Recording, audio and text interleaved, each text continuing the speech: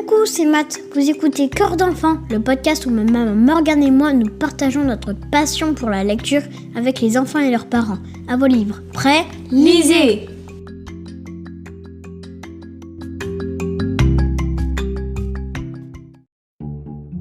Bonjour à tous. Aujourd'hui, je voudrais vous présenter un roman illustré que j'adore. La première fois que je l'ai lu, je l'ai dévoré en une soirée et je n'ai pas arrêté de rigoler. Ça s'appelle Le Journal de Gertie. C'est écrit par Bertrand Santini et édité par Sarbacane. Il y a plein de tomes et c'est à partir de 8 ans. Tu nous en dis un peu plus ? C'est qui Gertie ? C'est une chienne qui vit avec son maître Gaspard. Ses livres, c'est comme si on lisait son journal. Elle s'adresse directement à nous, les lecteurs. Elle nous raconte sa vie, elle nous présente ses amis. Par exemple, la chienne Fleur et ses ennemis, comme Tête de Fesse. En vrai, il s'appelle Jean-Jacques. C'est le chat du voisin. Qu'est-ce que tu préfères dans ces livres ? L'humour, j'ai beaucoup rigolé dans le tome 1 quand Gertie nous cite les surnoms que son Gaspard, comme elle l'appelle, lui donne. Mes préférés, c'est Proutinette. Il a fait que des bêtises, il a fait caca dans l'herbe. Oui, et prévenons tout de suite nos auditeurs, ça parle beaucoup de crottes. Alors oui, ça me fait beaucoup rire. Gertie adore se rouler dedans, mais j'aime ses aventures aussi. Elle vit des aventures extraordinaires ? Non, elle nous raconte son quotidien, mais c'est la façon dont elle le fait qui est drôle. L'un de mes chapitres préférés, c'est le 42, il s'appelle Camomille. Je vous lis un passage. J'aime l'odeur des roses et des lavandes, le parfum subtil du vent soufflant dans les figues m'enchante aussi. J'apprécie le fumet de la terre après l'orage et les senteurs nocturnes d'un jardin sous la lune. Mais mon parfum préféré est celui du caca. Or, donc, figurez-vous que ce matin-là, près des courgettes, j'en ai découvert un splendide. Oh la merveille! Cette perfection de caca tombé du ciel s'achevait en spirale et scintillait d'éclats de rosée matinale. Sans mentir, un tel chef-d'œuvre aurait mérité d'être exposé dans un musée d'art moderne. Pour avoir des amoureux, les humains doivent faire des choses compliquées, comme gagner de l'argent, chanter, se maquiller ou passer à la télé. Le cœur des chiens n'est pas si compliqué. Pour être aimé, il suffit de nous rouler dans du caca. C'est presque poétique. Dans le premier tome, Vacances en Provence, Gertie va dans sa maison de vacances avec son maître et retrouve ses amis. Elle nous raconte ses 2 trajets en train. D'abord pour l'aller et puis pour le retour. Et j'ai beaucoup ri au deuxième. Dans le tome 12, qui est paru en novembre dernier, c'est Fleur, la copine de Gertie, qui vient passer ses vacances à Paris. Bon, ça parle beaucoup de caca, mais je valide cette série de romans illustrés, parce qu'ils amènent tout doucement les enfants à lire des romans, les illustrations sont sympas, et je trouve drôle le regard que porte cette petite chienne sur le monde. Je remercie l'auditeur ou l'auditrice qui nous a conseillé de lire Les aventures de Gertie. Merci pour ton commentaire sur Apple Podcast. Tu as oublié de nous dire ton nom. Fais-nous signe si tu te reconnais. Comme notre auditeur mystère, vous pouvez nous suggérer des lectures sur les plateformes ou les réseaux, ou nous dire ce que vous avez pensé de Gertie.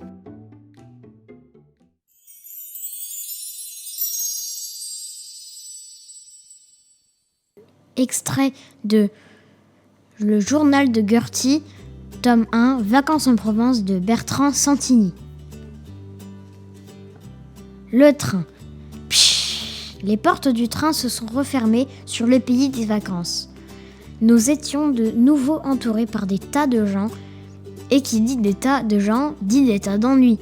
Le premier d'entre eux était un contrôleur, pas content, car monsieur aurait souhaité que je voyage dans une cage.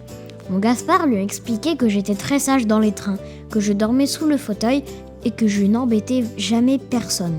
« Et si elle fut des saletés ?» a dit le contrôleur. Alors là, mon Gaspard a râlé tout rouge. Et il y avait de quoi. « Mais enfin, pour qui prenez-vous ma chienne ? Vous croyez qu'elle est du genre à faire caca sous un fauteuil ?»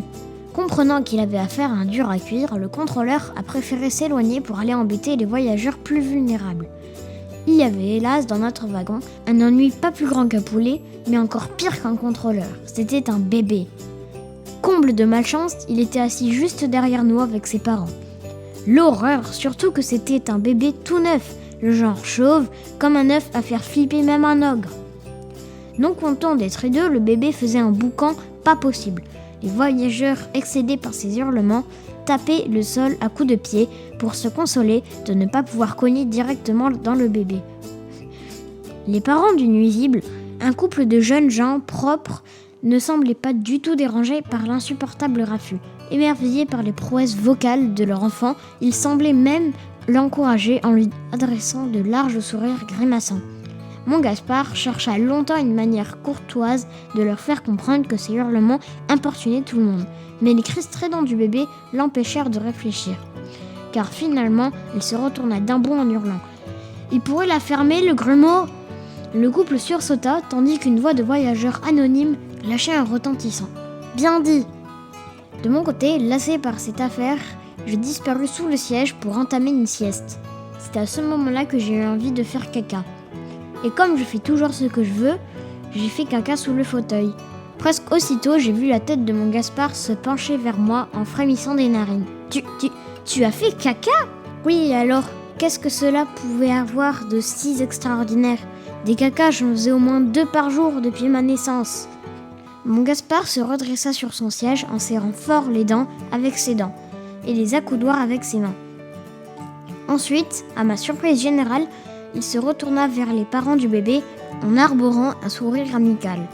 « Ah, messieurs, dames, je suis honteux de m'être emporté. »« Non, c'est pas grave, » répondit le papa d'un air pincé. « C'est qu'il en faut du courage pour élever un enfant. Et pour être franc, je vous admire. » Le couple échangea un regard ahuri. « Heureusement que des gens comme vous songent à repeupler la planète afin de perpétuer notre merveilleuse espèce, poursuivit Gaspard. Imaginez, si tout le monde était comme moi, dans 100 ans, il n'y aurait plus que des chiens sur Terre. »« Vous êtes sincère ?» demanda la maman, si émue que ses poils de ses avant-bras s'étaient redressés. « Et comment ? Quel courage de renoncer à sa liberté, ses amis et son tour de taille pour donner la vie. Ah, que c'est beau ! Oh, que c'est grand ! Sous mon siège, je me demandais bien pourquoi il débitait de telles sottises. Mais je n'allais pas tarder à comprendre.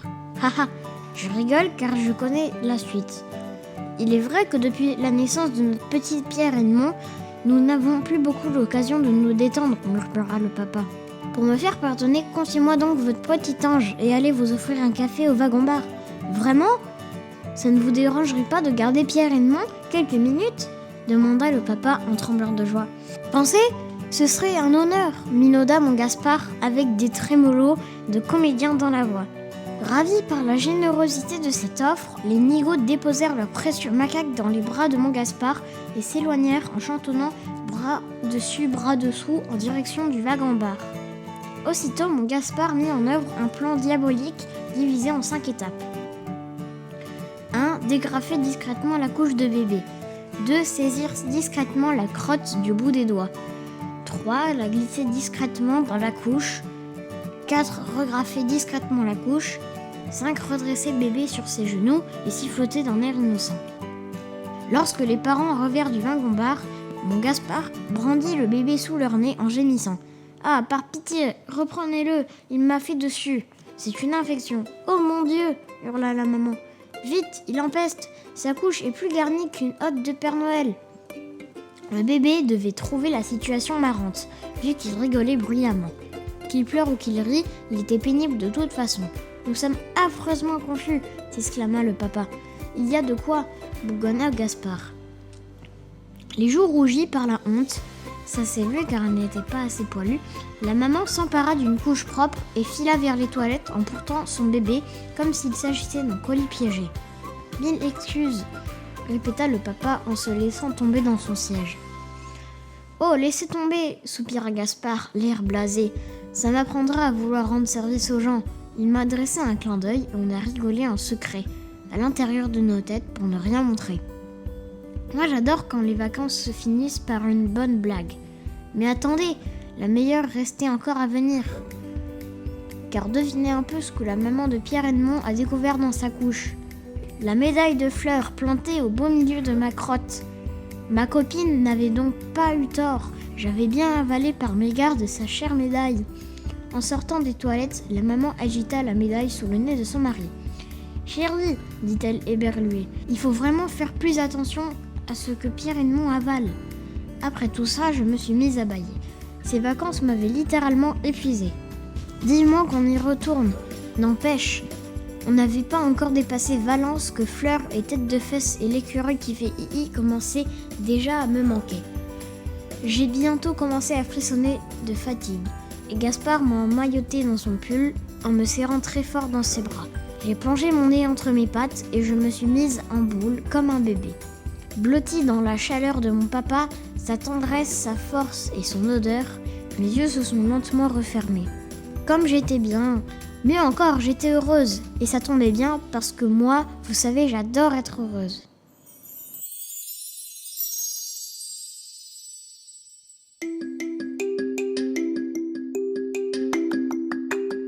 Ce podcast vous plaît ? Vous pouvez nous soutenir en nous attribuant des étoiles sur certaines plateformes. Ça permettra à d'autres enfants et parents de nous découvrir. Vous pouvez aussi nous retrouver sur les réseaux sociaux, Instagram et Facebook. Les liens sont en description. Vous pouvez suivre notre actualité et nous écrire. On vous attend. Salut !